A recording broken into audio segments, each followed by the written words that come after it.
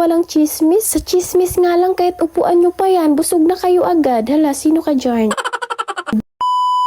A day in my life as a student, ang inyong Kizanyan vlogger na pinadala ng Panginoon dito sa AUP para mangarap. Another day, syempre another vlog na naman tayo mga B. Samahan nyo nga pala ako, napakaganda ng init ngayon kaso nga lang mahangin. Napapansin nyo naman yung labas, mahangin talaga mga B. Kagigising ko nga lang pala ng mga oras na yan. Pagpasensyahan nyo na kung tanghali na ako nagising. Paano ba kasi ang babaeng to 2 AM palang gising na? Hala, sino ka dyan? Di ko alam kung bakit ako nagpupuyat, nagising lang talaga ako bigla. Siguro may nakaalala sa akin. Hala, sino ka dyan? Balik nga tayo sa usapan natin mga B. Sa mga oras na yan, nagpapainit nga pala ang babaeng to. Kasi nga sabi ng kuya ko, para hindi ako lagnatin na tao, dapat ako magpainit. At ayan na nga ni, nagpainit na nga ni ang taong ito mga B. Pagkatapos ko nga pala magpasikat ng araw na yan mga B, pumasok na ang babaeng ito kasi gusto ko nang maligo at sobrang init na talaga. Paano ba kasi nagpasikat ng araw ng tanghali na? Syempre, mainit na yon. Pagkatapos ko nga pala maligo dyan, naglakad na agad ako papuntang AUP at nakarating na ako ng AUP. Sinundo naman ako ni Clarence sa gate at ayan, nakarating na kami dito sa aming class. Naglip tint nga pala si Clarence sa mga oras na yan kasi nga madry daw ang kanyang lips at ayan na nga mga B, nag-i-start na yung klase namin, hindi pa pala. Joke lang po. Nabigla kasi ako sa ikot ng kamera kaya sabi ko nag-start na yung class namin.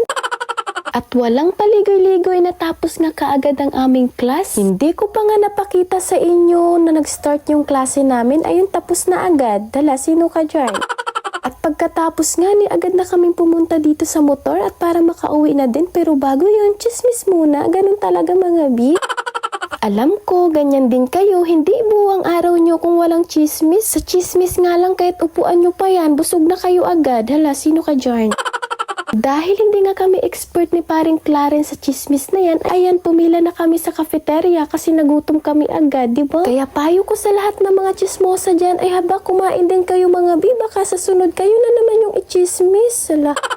Ayun na nga mga B, napalayo na tayo sa usapan. Dito nga pala yung labas ng cafeteria at ito yung store. At ayan yung paligid namin papunta dun sa apartment mga B. Nakarating na nga pala kami dito sa aming kakainan kasi dito talaga kami kumakain dati nung nandito pa ako sa loob. Ayan, maraming upuan dyan. Kung sino mga gusto mag-date, dyan lang umuupo. Tapos may kubo pa dito. Di ba napakaganda at masarap ang hangin dito mga B? Maganda talagang tambayanan dito mga B kasi nung nandito pa ako, pati sila kuya, sila mama at sino pa niyan, dito kami nagtatambay. Kwento ko nga pala sa inyo mga B, nung working student pa ako, dito ako nagmula. Yung building na nasa likod namin ni paring Clarence, dyan pala ako nag-work. 6 kami na monitor at tag-isa kami ng building mga B. Kaya hindi ko talaga maipagkaila na ako isang working student dati. Proud na proud ako mga B na naging working student ako dito sa AUP. At ang dami ko talagang natutunan mga B nung nag-working student ako. Pero sa next vlog ko na lang ulit ikwento. Hanggang dito na lang talaga ang video na to mga B. Thank you for watching everyone!